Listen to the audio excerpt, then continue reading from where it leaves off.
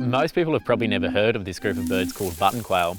They're often regarded as drab, boring, brown, grass-dwelling birds, but they're actually a very interesting group of birds and present these really beautiful, intricate patterns.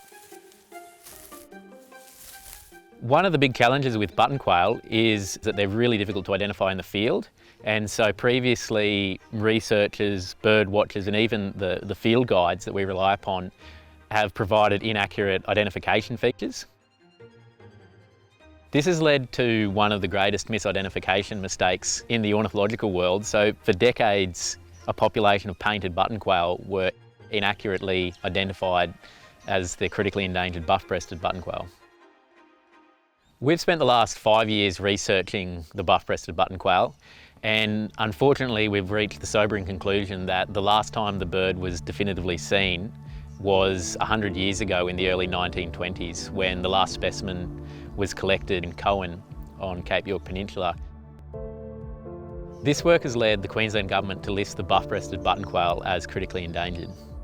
The fact is, we can't find these birds anywhere. My name is James Watson and I'm the co-director of the Rares Research Group at the University of Queensland. We work on some of the most endangered species in Australia. This includes Pat's work on the buff-breasted buttonquail. So the first phase of Pat's research is over and it's really painted a dire outlook. We could not find the species anywhere, which means that we've got to start looking in new places and in areas that have never been surveyed before. If we don't find a population, we're going to lose this species forever.